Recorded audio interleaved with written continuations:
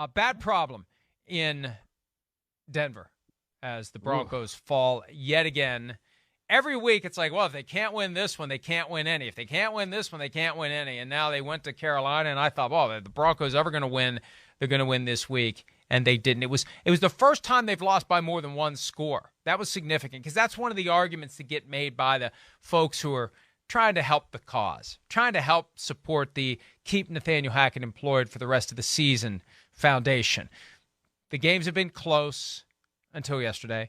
They've got a bunch of guys injured, $50 million plus in salary cap value on injured reserve. The players are still playing hard. And look, I did some digging yesterday. They're not going to fire him during the season. It would be beyond stunning if they did. Only 4 guys in the Super Bowl era, or at least since the merger, have not finished their first year as coach of a team. And it just happened last year with Urban Meyer, but that was for reasons beyond the fact that the team was horrible. It was other issues with Meyer, his personality, how he dealt with people, etc., off-field stuff, on-field stuff. They're not going to let Nathaniel Hackett go.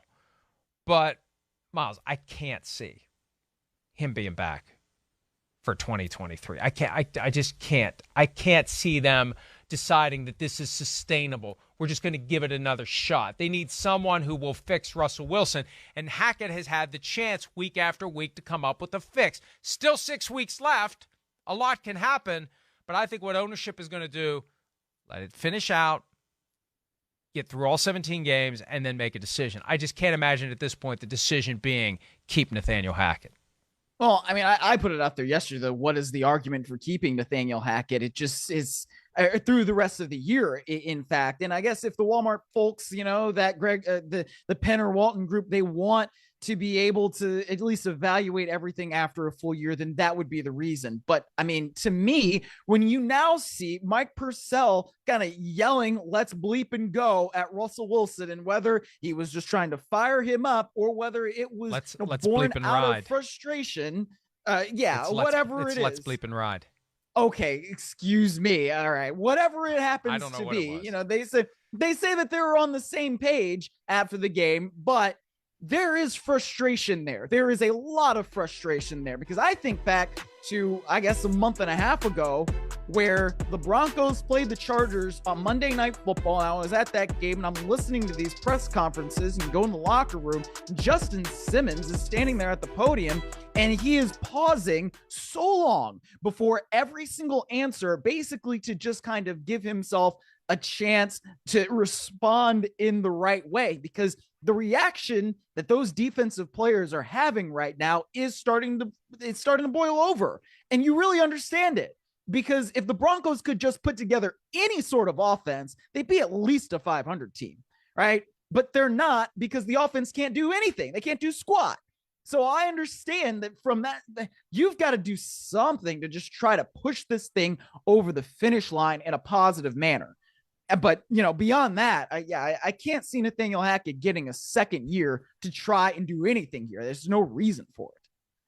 We saw the interaction between Mike Purcell and Russell Wilson. Let's hear from both of them on what went on the sideline between the two players. Mike and I are on the same page. He came off, after they kicked the field goal, and he was pissed off. He just said, we got to F and go, and I agree. There's no animosity there at all. We're on the same page. We got to win. Frustration.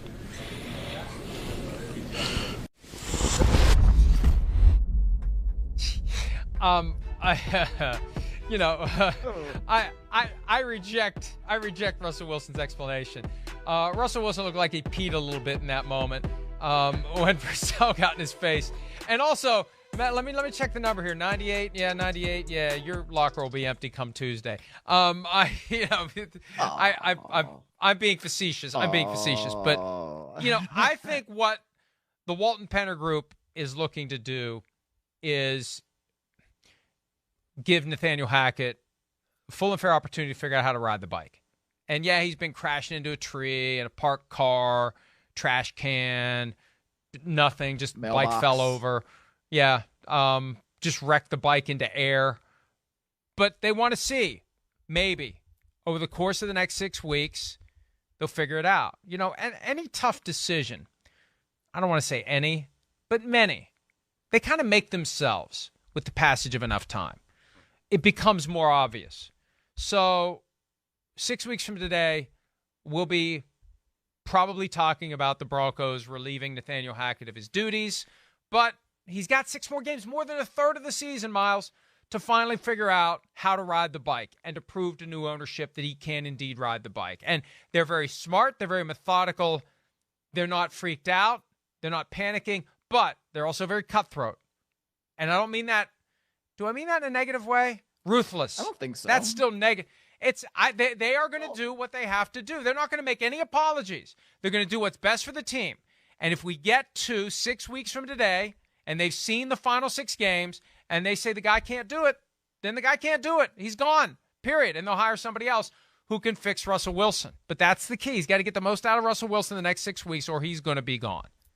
Yeah. And again, there's no argument against that. I mean, you've seen Nathaniel Hackett bring in the clock specialist, right? He's now given up play calling duties, and a lot of good that's done in the last couple of weeks. So it's just going to be, continuing to try and whack against that stone, and maybe eventually it'll crack and it'll split into a million pieces and you'll reveal a beautiful statue. But it's hard for me to think at this point that that's going to happen in 2022 for that team. Yeah. Or it'll be a statue that looks like the one that the Commanders unveiled yesterday. That's what's lurking in that stone. Hi, it's Mike Florio. Thanks for watching PFT on YouTube. Hit subscribe for the latest news and analysis from Pro Football Talk.